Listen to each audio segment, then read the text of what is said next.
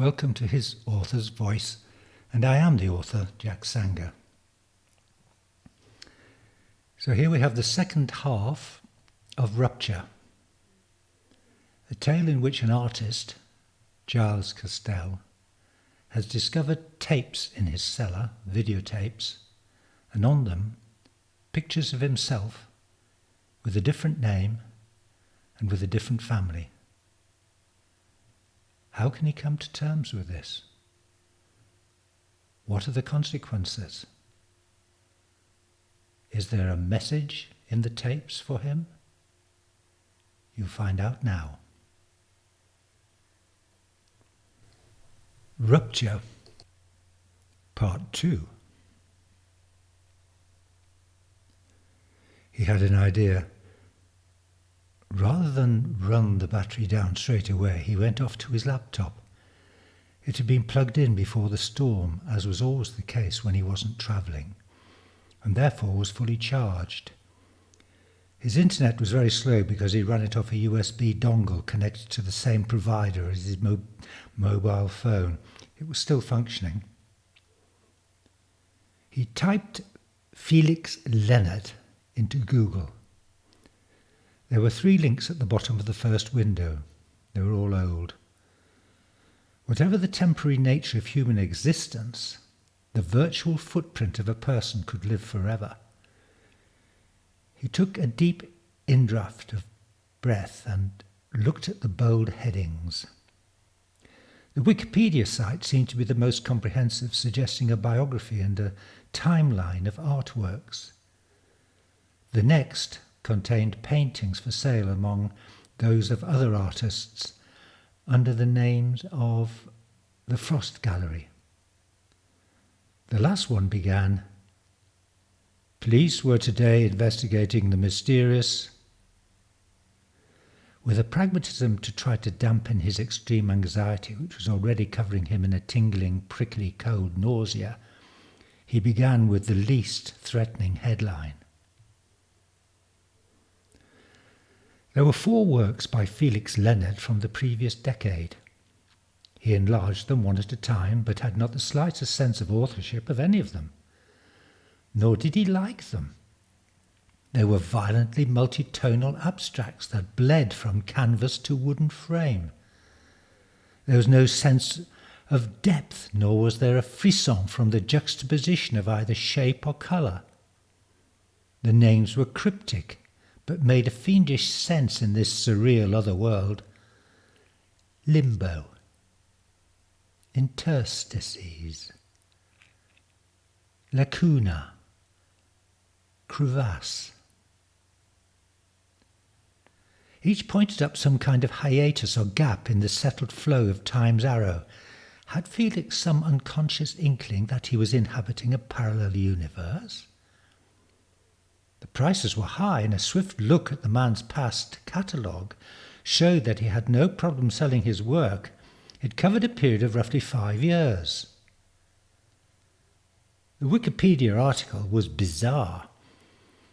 There was a black and white fuzzy photograph of Leonard. It began by asking for more validation of the evidence about the artist, stipulating that it could not vouchsafe what was contained therein. Felix Leonard, born 1943, had come to public attention in the 1980s when he exhibited a winning piece in a prize competition in Edinburgh. Since then he had had much success in London galleries, and despite a growing group of admiring collectors, Mr. Leonard refuses all interviews, is an intensely private man about whom little is known. His partner is a sculptor named Cordelia Jensen, who also acts as his agent and manager. She has exhibited in Tripoli and Ankara. There followed the same catalogue list that he had seen on the first site, with thumbnail images underscored by more of the same vein of nomenclature. With a clenched stomach he opened the window of the third link. It was from the Guardian newspaper. Police were today investigating the mysterious disappearance of artist Felix Leonard and his wife and child. They were called to a fire at their London property. The house was gutted, but no bodies were discovered at the scene. The reclusive Mr. Leonard and his partner Cordelia Jensen had come to public attention recently with exhibitions, and so it continued, rehashing from the same meagre database of sources as the two sites he had already viewed. Other newspaper sites had picked up the same story but had nothing extra to add. He watched the YouTube footage of the TV news broadcasts of the time. His internet was so slow that the streaming was constantly breaking up. Again, apart from images of the burnt-out shell of the property, he gleaned nothing save for the address, 79 Cardigan Street, Camden. Searches produced little more afterwards. It was as though the artist and his family had just ceased to exist. Giles Castell did one last thing before returning to the video camera. He banged off an email to the Frost Gallery. They would know him well enough by reputation, and they had sounded him out some time ago about a show, but he was tied into a long-term lucrative contract with one of their competitors and couldn't accommodate them. It was just a general query about Felix Leonard's biography. He didn't feel he had to explain himself. Then he returned to the kitchen. There was much more footage of the party. He didn't recognise any of the guests as individuals, but he did know them by type. He had often thought about how little differentiation there was in human groupings. Whatever country, whatever culture, there was always the same crude band of character traits. As a one-time portraitist, he could see it in their faces, bubbling under the features like magma under the crust. The tape of the gallery could have been recorded at any artist's private view. Likewise, this could be any New Year's Eve party for the art-conscious middle class. With the tape nearly finished, there was a final cut. The debris from the event had been cleaned and stowed. The room had returned to how it had been at the beginning, betraying nothing of what had filled the time in between. The dark-haired woman sat in the same chair, gazing quizzically at the camera and its operator, cuddling the child who was looking about sleepily as if it had just been woken. So, goodbye to all that. Our last gathering at number 79. Yes, good riddance. I'll get her dressed in something warm and put the toilet bags in the cases. Okay. I'll add the final message to the tape and be with you in 5 minutes, replied the disembodied voice. The camera didn't follow her. She stood up and carried the child out of sight. Then it wobbled and swung about as it was being stationed on the surface of a piece of furniture. The head and shoulders of Felix Leonard came into view. It was chilling looking at his doppelganger. I hope this reaches you, Giles, for both our sakes. Everything will have been a bit inconclusive if it doesn't.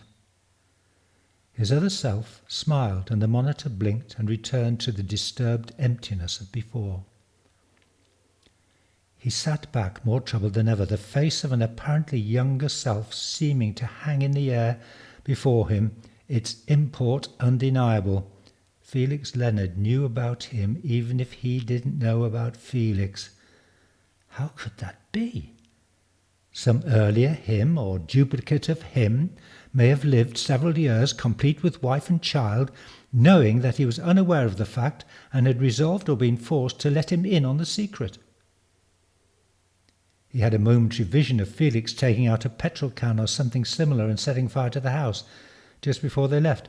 He intuited that it was a premeditated act to bring an end to their brief time in the limelight, even a necessary one, or unavoidable. But then again, it was hard to believe that Felix was in charge of his own destiny to this degree. Even he, Giles, notoriously reclusive and very private in his affairs, recognized that he bobbed on imponderable waters beyond his control. Such was the nature of physical existence. Yet, mad as it sounded, he felt it possible that Felix and he were caught up in a paradox, an entwining such as you might find in entanglement theory in physics. It was as though their common being had been beamed into two places at once, but only Felix knew the secret while he was just an unwitting clone. Did it mean that he was a replication of Felix, rather than the other way round? Outside, the snow had grown so suffocatingly heavy that its falling wall offered only a dark gloom, so much did it obliterate the daylight. The windows were beginning to secrete a fine blanket, soon to increase the darkness. It was midday, but it might have been the final despair of twilight. He lit a lamp and added logs to the fire, and sat hunched in a chair, considering what might be. After 3 days, the storm had exacted a gruesome toll on the hillsides, burying sheep, bringing down wires and branches of trees, and stranding farmers with the sheer weight of their burdens. He was out of touch with the world in what he might once have regarded as splendid isolation, which had turned into cold turkey as he tried to shake off a form of dissociation from reality, a terrible sickness of the spirit, and an uncontrollable paranoia. What he had experienced when he first saw his own face on the videotape, that shaft of doubt about his own existence, kept returning 1,000-fold. Was it possible that he, Rowena, Crispin, and Isolde were the ones who temporarily existed, and that the Leonard family was living the real life? Each time he had the recurrence, he pulled away, smacking his temples. No, such a notion was impossible. A madness lay that way. All the evidence suggested that it was the Leonards who were the shadows, not the Castells. They were the ones who existed for only 5 years, between two voids which amounted to his reality. But this attempt at rationality foundered it as Felix's face, requesting Giles to search and find him, returned to haunt him. When he'd realised that there would be no electricity to recharge his laptop, he'd kept it shut down, only opening it up every couple of hours to check his emails. The solar charger for his mobile phone was inoperable in the freezing gloom, so he was trying to eke out its fading memory in the same way by just using texts. There'd been nothing from Rowena after a brief acknowledgement when she had arrived at her parents', but this was normal for her. It was out of sight, out of mind. She had perfected the art of existing within the moment, but that did not undercut the attention and warmth she offered him when she was present. At last there was an email from the Frost Gallery. It said, "Dear Giles, sorry for the delay. We tried to contact Felix by his last known email address to see whether he was willing to be approached by you, even though he has not responded to our communication for many years. As you may know, he prefers little interaction with modern life and seems to have, to all intents and purposes, disappeared. You can try, as we did, to get a message to him by the link on our website.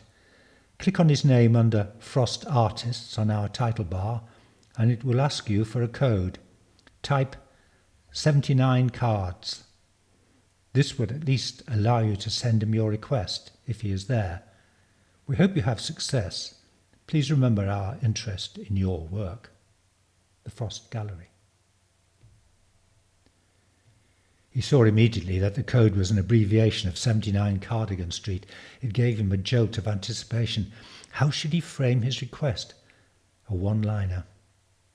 A putting of the ball in Felix's court. He entered the code and wrote, "Dear Felix, I found the videotape. Regards, Giles." He shut down the machine and settled back, feeling a little comforted at having made a move, though not by any means at peace with the business. When he powered up again 2 hours later, there was a message from Felix's address. It said tersely, "Look again in the video bag. Hurry." He stood up and returned to the kitchen. The bag lay on the floor against the wall where he had left it. Hurry? The word was both a command and a plea. Could time be that precious? He'd been thinking about clearing the cellar for months. Had he run down whatever time had been available? And available for what? He put the bag on the table, its dusty, fusty smell wrinkling his nose. This time he went assiduously from one pocket to the next, and discovered 2 zipped sections concealed under folds of the canvas that he'd overlooked the first time. One contained red, yellow and white TV leads. He could have viewed the recordings on the big screen, but it was too late for that now. In the other was a silver cigarette box, an antique worn from use, softly reflecting the light and almost warm in the palm of his hand. He pressed the catch and it sprung open, revealing a gilt interior and one coloured photograph held in place by a striped gold and black elastic cord. It was a picture of Leonard's wife with a child on her knee. She was looking hopefully at him, her eyes misty. The little girl had her arms outstretched as if wanting him to gather her up. What constricted his breathing once again, stoking up the empty sensation in his chest, was that the photograph was of this very kitchen, now. It contained the particular arrangement of cafetiere, milk jug and mug, exactly as he'd photographed them not long ago. Beside the still life arrangement on the scrub top lay the polished black carapace of the video camera, its hanger open and waiting for a cassette. He looked again into the eyes of the woman. They seemed to draw his gaze into their depths. He found himself being tugged into them. A voice inside his mind began shouting at him, "Remember you are Giles! Hold on!" Like a snake shedding its skin, he felt Giles slipping off him, and the easy familiarity of Felix emerging from within. "Giles," Cordelia whispered urgently in his ear. She was standing with her arms wrapped around him and the little girl. Far away in the deepest recess of his mind, something was fluttering like a trapped moth. It was trying to call to him, but whatever immured it blocked the sound from reaching him. It's me, Felix," he murmured into her hair. "I nearly had him." "What are we going to do?" "Keep trying." "Time." "I know, but we can't give up. I can't reach him. We'll think of a way." "I felt something a little while ago." She frowned as she tried to recover what it was. He waited. "It was the same feeling I get when you look at me and I know you love me, but also want me physically. The creature in you when it gets desperate. But you weren't in the room at the time. I think it was Giles. I could feel his eyes on me, every bit of me from my ankles to my throat. His desire. God. I should be jealous, but how can I be? It's another me, after all." He looked at her. "Put the sprite to bed, and we'll work on it." The sprite was fast asleep on her shoulder. She returned a few moments later, her mouth slightly open, her cheeks flushed. "I have a suggestion," she said, taking his face between her hands. "Make love to me." He eyed her, trying to work out her intention, and then nodded slowly. He took her clothes in his fingers as though they were feathers only lightly attached, plucking them until they were heaped around her stockinged legs and heeled shoes. It was only then she moved. "Giles," she muttered, her voice guttural with a palpable anxiety. Was her instinct right? "Giles, come to me." Her legs opened, her hands grasped and pulled. Felix lifted her and laid her down upon the table. The muscles in her back drew a hard pleasure from the polished, faintly warm surface. "Fuck me, Giles. Fuck me." It felt like Felix entering her, but then there was the presence of something different. It frightened her and thrilled her at once.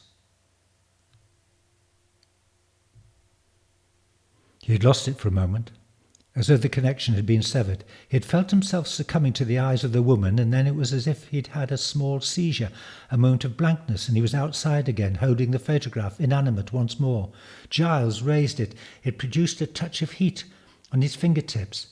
Her eyes reached out to his, but her expression had changed. This time they weren't sad and soft. They were frantic and fearful, like a desperate prey. They implored him to hunt her, to give chase into their depths. They made him feel primitive, predatory, his reason lost in the maelstrom of his cells. The kitchen silvered over momentarily, as though the sun had suddenly found a crack in the curtains of falling snow outside. The next moment he was on top of the woman, his legs braced, knees hard against the table's edge, as he thrust between her splayed thighs. Her physical responses were unlike Rowena's. Instead of the familiar, taut, assertive, animal-like dispassion, there was compliance and consoling protectiveness. And together with her wish to be his totally, he listened to her repeated, murmured, agonized plea that he must stay, stay, stay, and never leave. It lasted an age. And when he had given out a last long shuddering gasp, and his legs had turned to a quivering weakness. It lasted an age, and when he had given out a last long shuddering gasp, and his legs had turned to a quivering weakness, he raised his damp head from her shoulder. "What are you?" he asked. She liked his voice. It was little like Felix's, but carried a softer kernel. "Your love," she said, "Giles." He disengaged slowly from her belly and helped her stand up. She wasn't shivering, even though the stove was low, but she bent to pick up her skirt and top and wriggled inside them. It wasn't coyness. She was utterly at ease in his presence. He zipped himself up, watching her. How could she appear both stranger and a flesh and blood intimate at the same time? How could he know her and not know her? Her history was a few minutes of recorded tape and a couple of mentions on Google. When he had seen her sitting in the camera's eye as it slowly, lasciviously mounted her body, he had felt an intruder of that sensation stayed with him now, even though it was overlaid with something else: possessiveness, ownership, righteousness. "I knew I could actualize you," she smiled, taking his hands. Felix wasn't sure, but he went along with it. Giles looked around fearfully, expecting his lookalike to be standing there. He said he was almost jealous. She drew him into the next room and made him sit beside her on the sofa. They perched, in silent, their bodies touching along their sides, staring out through the bay windows at the ceaseless white curtain hanging across the landscape, nature's great eraser. Finally, she said, "You are our salvation." "Am I?" he asked softly. Her words sounded strange. "Without you, we cannot be." There was further silence before she continued. "When you became Felix, I was brought into life." "How?" "I came for you in a dream. You began painting me as soon as you woke up. You didn't need a sitting. It was so vivid, but it was a rupture. When you finished the canvas, it was a wild riot of colour. It was my essence, my joy in being, your first abstract. I was born of it, ready formed. We lived and loved, devoted. We had Genevieve. Life was filled with wondrous days and heady sunsets, so fiery, so undivided." He couldn't make any sense of what she was saying. She laid her head on his shoulder, seeking comfort. It was a deep comfort, a devoted presence. Not like, who was he thinking of? Someone far distant? He shook his head to clear it. What had been on his mind just now? He concentrated. His wife's head on his shoulder, whose hair he was stroking, was not like some lover. His mind paraded his sexual conquests. None of them had ever spoken this language of belonging. "You're afraid. Why?" he asked, nonplussed. "Don't you remember?" She pulled away a little and stared into his eyes. "Your voice is changing." "What?" His confused question brought an instant sadness to her face. "Who are you?" she asked in a whisper. "I'm Felix, your husband," he laughed. "But I feel very odd, a bit dizzy. You were saying things just now and I couldn't make head nor tail of them. It feels like I'm coming out of a fog." "Where's Giles?" "Giles? Giles." He looked distant, worried. He said painfully, slowly, "We were trying to repossess him, weren't we?" "We did. You became him." "Did I? I wish I could remember. It was only seconds ago." "God." "The videotape, your message in his cellar, the photograph." "Yes, but the photograph." She stood up. "It's in there." He followed her. On the table were the cafetiere, the cream jug, the mug, and the video camera. Lying beside them was a glossy rectangle of colour. She picked it up and shook her head despondently. It showed Giles's wife and 2 children. She was sitting on the sage green chair and looking calmly into the camera lens with a self-possessed, triumphant air of undisputed ownership. "Can I see?" asked Felix softly, hurt by her distress. She fluttered her fingers in resignation. He took it from her and looked into the eyes of its subject. "She looks strong," he said, as flakes from the chilling whiteness of the whirling vortex outside began to fall inside the room.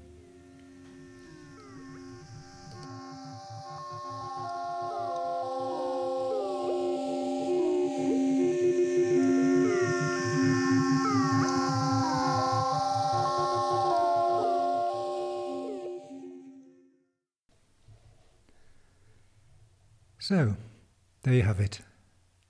Rupture. I hope you enjoyed it. The idea that thought itself, all our fantasies, our dreams, our writings, our photos, our videotapes, somehow never get extinguished but swirl through the universe with a life of their own, has been the stuff of quite a lot of my writing. And in fact, if you look at another story on the podcast site called Transgression, you'll find the same theme elaborated in a different way. Anyway, if you want to read my stories, please go to www.jacksanger.com. You can download e-novels, plays, poetry, short stories, for free or by donation. And please subscribe to this site and tell your friends about it. That's all for now.